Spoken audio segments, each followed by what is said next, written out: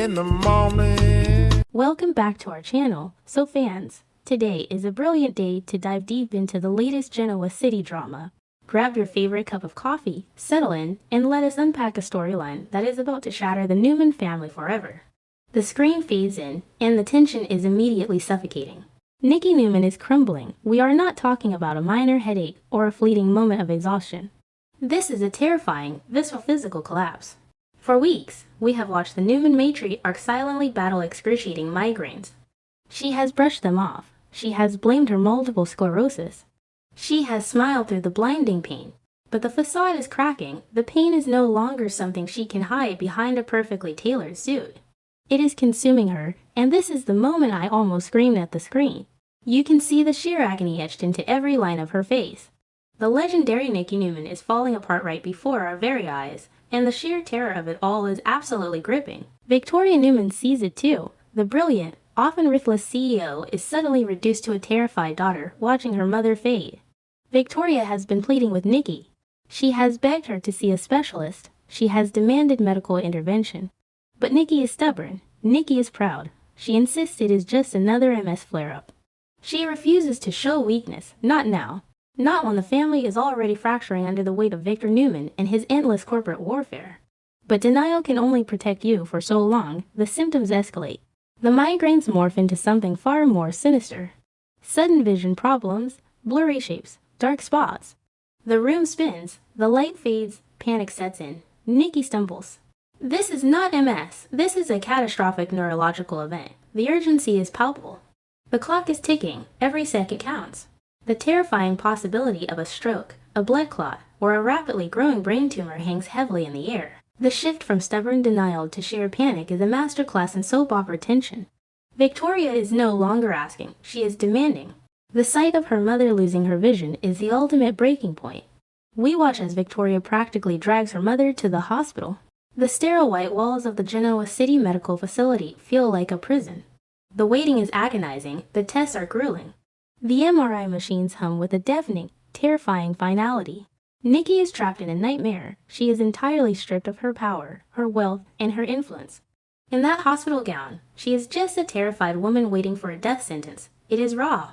It is real. It is utterly heartbreaking. The silence in the examination room is heavier than lead, pressing down on both mother and daughter as they await the inevitable devastation. And then comes the diagnosis. Melody Thomas got recently teased in an interview that the situation is dire, and she was absolutely not exaggerating. The doctor's words fall like a guillotine. Terminal, critical, immediate action required. The diagnosis is a massive, life-altering blow. The air is sucked out of the room, time stops.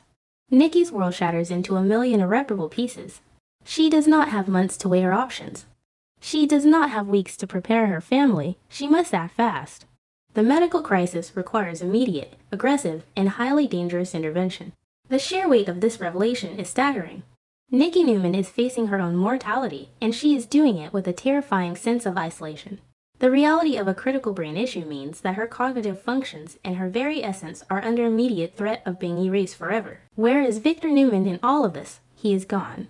He is away, entirely consumed by his endless obsession with corporate dominance and his need to control everyone around him. Victor is fighting ghosts while his wife is fighting for her life. The tragic irony is almost too much to bear. And this is where the storyline takes a brilliantly agonizing psychological turn. Nikki makes a choice, a shocking, devastating choice. She decides to keep Victor completely in the dark. She holds this terrifying secret close to her chest. She refuses to pick up the phone. She refuses to call him home. The silence is deafening. The isolation is a self-imposed prison. She explicitly forbids Victoria from contacting him, placing an unbearable burden on her daughter's shoulders. The patriarch of the Newman family is entirely absent during the most critical moment of his wife's entire existence. Why would she hide this? Why would a woman facing a terminal diagnosis shut out the love of her life? Because Nikki Newman is a woman of immense pride, and her heart is currently shattered. She looks at her marriage and sees nothing but ruins. The recent battles over Jack Abbott, the emotional neglect, the ruthless ultimatums, it has all taken a massive toll. Nikki believes their marriage is irreparably broken. It is a wasteland of broken promises and toxic control.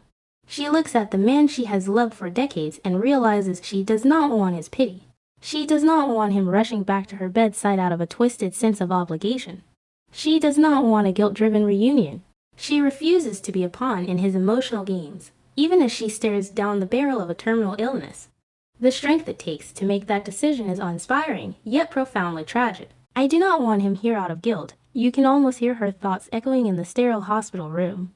If Victor returns now, it will not be because he has seen the error of his ways. It will not be because he has suddenly realized that love is more important than power. It will be because she is dying, and Nikki refuses to be Victor Newman's final charity case. She refuses to let her deathbed be the stage for his grand, dramatic redemption arc. She wants a partner, not a savior who only shows up when the clock is running out. The emotional complexity of this decision is staggering. It is a testament to decades of character development. Nikki is choosing to face the abyss alone rather than endure a hollow, obligatory reconciliation. She would rather die with her dignity intact than live out her final days as a prop in Victor's narrative of control and dominance. This profound isolation, however, comes with a terrifying cost. When a person is pushed to the absolute brink, when they are staring down the barrel of their own mortality without their primary anchor, they begin to unravel. The psychological pressure is immense. The fear is a living, breathing monster in the room with her. And according to the latest updates, this devastating diagnosis is going to push Nikki into some highly dangerous, risky behavior. And this is the moment I almost screamed at the screen again, because we all know exactly what risky behavior means for Nikki Newman. It means a descent into the darkest corners of her psyche. It means self-destruction on a monumental scale. It means the potential loss of everything she has fought so hard to build over the last 40 years in Genoa City. The demons of her past are circling, the ghost of her addiction is whispering in her ear. For years, Nikki has fought a grueling, daily battle against alcoholism. She has clawed her way back to sobriety time and time again. But sobriety requires stability, sobriety requires hope. Right now, Nikki has neither. She is staring at a death sentence, her marriage is in ashes, and her body is betraying her. The temptation to numb the unimaginable physical and emotional pain will be overwhelming. Will she reach for the bottle? Will she seek out illicit painkillers to dull the agony of the migraines? The sheer vulnerability of her situation is terrifying. We are watching a slow-motion car crash, and we are powerless to stop it.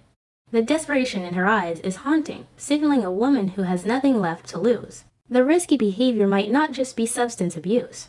When someone believes they have nothing left to lose, their entire moral compass can shift. Nikki might start making reckless financial decisions. She might engage in highly dangerous alliances.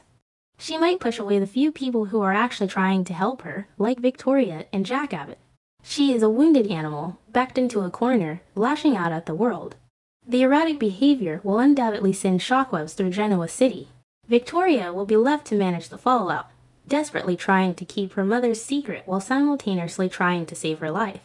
It is an impossible burden for a daughter to carry.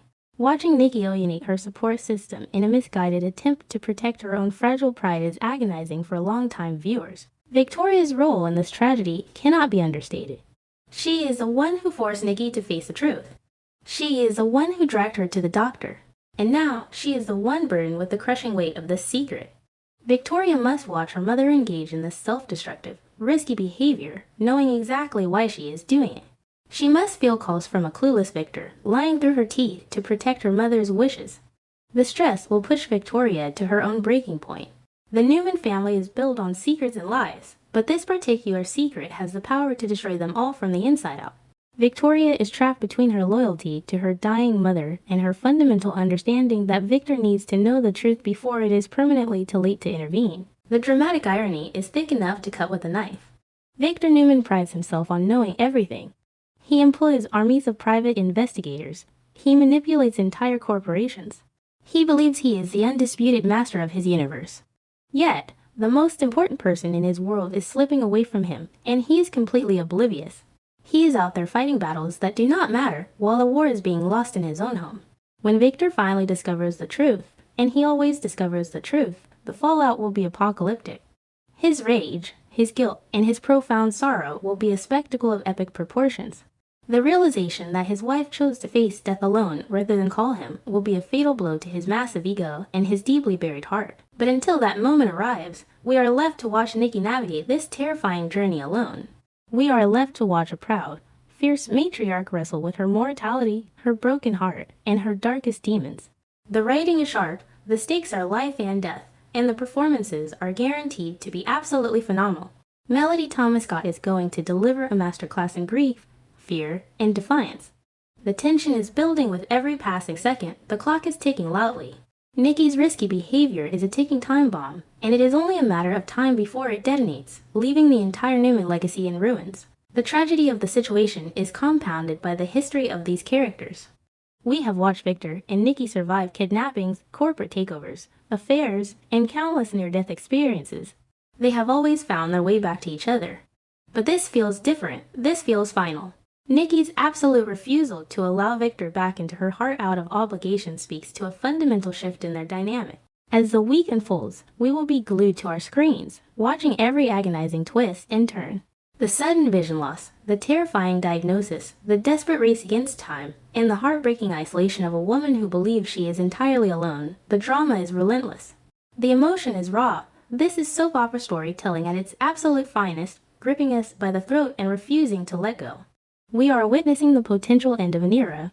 With Nikki spiraling into dangerous territory and Victor completely in the dark, the stage is set for a catastrophic climax. How far will Nikki go to numb the pain, and will Victor return before it is too late to say goodbye?